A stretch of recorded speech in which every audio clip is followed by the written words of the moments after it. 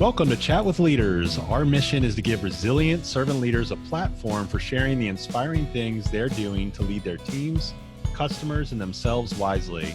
I'm Jeff Bond, Director of Client Services at Berry, and today's host. I'm joined by Brad Cohen, President of Brad Cohen Tourette Foundation, a motivational speaker, and a leader in the education field as an Assistant Vice Principal in Cobb County Schools. Brad, thank you so much for being on the show with us today. No, thanks, Jeff. It's an honor to be here. Yeah, good. Well, I'm going to give a quick little bio, and then I'll give you an opportunity to share more about yourself, anything I missed or misunderstood. But in addition to being an educator for roughly 25 years, you wrote a book called Front of the Class, which was then turned into a Hallmark movie and quite an inspiration to many people. And it's a book about the inspiring true story of yours truly, or you, and the challenges and unwavering determination in just being told that you can't do what everyone else is doing because you learned at an early age that you had Tourette Syndrome. And it's just an inspiration, Brad. And I can't tell you how often in the community I come across people that see that we're connected and they say, oh my gosh, you know Brad Cohen, and he's been such an influence to my family. We've seen his movie, we've read his book, or he's educated one of our children. So I'm just so thankful to know you, Brad, and thankful to give you this platform to share your story and things that are inspiring you as a leader at this time. So anything else that I missed about your background or your journey in leadership that you wanted to share before we get started? No, I think it's a great bio, great start. So thank you. Yeah, my pleasure. Well, the point of this is, again, to give you a platform to share what's inspiring your current leadership, any specific challenges you're working to overcome, and how, and some of the principles that you're putting into practice to lead faithfully and experience success in this current time. And it's April 2020. We all know it's COVID-19, social distancing, quarantine, just words that we never thought that we would utter in this lifetime. So we talked a little bit about this before, but share with our audience how you're tackling current leadership challenges in your school amidst the social distancing and the distance learning that's been the result of having to be in quarantine. Well, so digital learning is the new buzzword, and it's how we have to conduct our business today. And it definitely hasn't been easy, but as an assistant principal of the school, I have to help lead the school and help everyone make good choices and really lead our staff, because this is so different for not only them, but myself also. So our leadership team consists of the principal and myself, and we deal with what we have to deal with. And so, you know, when I thought about how we're tackling the current challenges that we have right now as a leader, I came up with about 4 different of things. And so the first one, and maybe the most important one, is that it's important that we're always staying positive. And I need to lead my staff to show them that we have to stay positive during these tough times. Well, yeah, it could be real easy for us to have negative attitudes and to linger on those negative attitudes, but it doesn't get us real far. So I try my hardest to stay positive, and I hope that that's contagious with our staff and that they're staying positive ultimately for their students and the parents that they work with also. The second thing that I try to do is just stay visible and stay engaged. We're doing a lot of Zoom conferencing so that the teachers can see our faces as leaders, and we encourage them to do the same with the kids. It's just important that we're present, that we're visible. Well, that we're part of this whole process that's going on. I think it makes life seem a little bit simpler, and it keeps the normalcy that used to happen before everything got crazy. And I think that it makes it gives our teachers a peace of mind to see that we're around and we're trying to conduct business as normal as possible. The third thing that I try to do is just be as transparent and really authentic as possible. I think that in this age of uncertainty, I think that's the biggest fear that so many of our teachers have. What is just what's next? The fear of the unknown. When are we going back to school? Are we going back to school? What will it look like when we go back to school? And then how do we do it now? And then like when they are teaching, are they even doing it the right way? And so I try my hardest just to be as transparent as possible and try to give them the answers that I think are best. And then let them know that, that authenticity, that I'm not trying to make something up that isn't true, or make something up that is so far-fetched that it'll never really happen. Listen, we're all in this together. And sometimes it's okay to say, I don't know. I think that they appreciate that. And then really the last, idea that I try to think about is just that we all have to be adaptable to change, because this change is going to happen. None of us chose to have it, but we have to choose to accept it. We do have to figure out how to move on. If we were to just stay in the same moment that we were in before, obviously we wouldn't be able to conduct business as usual. So I think that trying to show them that change is okay. It's going to look different, but it's going to be okay. Learning still happens with the students that are at our school. All 630 students are learning. It doesn't look the same, but again, I think for the teachers, they just need to know that that is okay. So I try to teach them new ways that they can go about there in teaching, and they're finding out other ways too. And I think the main thing I want them to know is that it's okay to do it differently.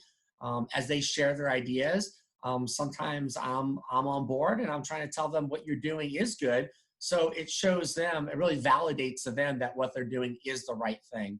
So I think that if we do see that, that we can all be adaptable and try new things, that really we're all in this all together, that it's going to be okay. Brad, your words are just so authentic in themselves and encouraging, and your staff and everyone that looks up to you to guide them through this time that none of us could have seen coming Mhm. is an inspiration. And I was looking at some of the testimonials on your website, classperformance.com, and you know, I've known you for some time, and so maybe it would come off not authentic if I were to say these kind of words myself, because we're friends. We've played softball together. I've always looked up to you as a leader, and we actually named our softball team after your book, Front of the Class, which was a touching moment. But I was very one honored by really, that. it was a great day. I'll always remember that. And the chairman of Special Olympics had something really nice to say about you. He said, Brad Cohen is a walking billboard for the idea of living positively. He's like a cold drink on a hot day, refreshing, energizing, and likely to put a smile on your face. In addition to that, Senator Johnny Isaacson said about you, I have observed the magic of Brad Cohen in the classroom. He has turned Tourette Syndrome into an asset and his life into an inspiration. How does that make you feel when people say those types of things about you as a leader and as a person? No, obviously, I could tell they're genuine, and it means a lot. You know, I never chose to have Tourette syndrome, but at some point in my life, I did choose to accept it. Well, and I decided that it was okay for me to be the poster child. I knew that I had a voice, and I was able to articulate my voice in the form of a book, to go out there and speak to different organizations or different groups, and then ultimately it was turned into a movie. So I, I have that voice for so many people that really aren't able to speak up and articulate why they may have Tourette's or how they have Tourette's, or just that they're different. I mean, my story is about this guy who happens to have a disability, and I never chose to allow my disability to define who I was in life. I had dreams just like anybody else out there, and I chose to go out there and follow my dreams to ultimately become a teacher and make a difference in the lives of other people. So to be that positive role model for so many kids and adults, just to show them that just because you may have a weakness, a disability, or a challenge in life, that you could go out there and follow your dreams, much like I was able to follow mine. And so when I see that other people can see past my Tourette's and see that I have strengths, and I have genuine passions in life, and I want to live life just like everyone else, it makes me feel really good, because I know that I'm making a difference in our world, and hopefully I can make life a little bit easier for others who may be growing up with challenges in their lives. And hopefully they'll be able to say that, I can overcome my challenges just like Brad was able to overcome his. So it means a lot. Well, this show is such a blessing to me because I get to be inspired and talk to remarkable people like you, Brad. And I'm so thankful again to have you in my life. And, a lot of people would say now that this isn't a disability, but we're certainly disabled in a lot of ways by the things that we can't control. COVID-19, Oh, all the social distancing orders, government, economic downfall, unprecedented unemployment. How would you, as well, a call to action, well, speak directly to leaders in business or in any well, capacity on how to navigate faithfully through this time and give confidence to their teams well. and take care of themselves as well as leaders? What would be your advice to them? So I would say just be as genuine as possible. Well, I think that authenticity comes across. A lot of times people want to see their leaders.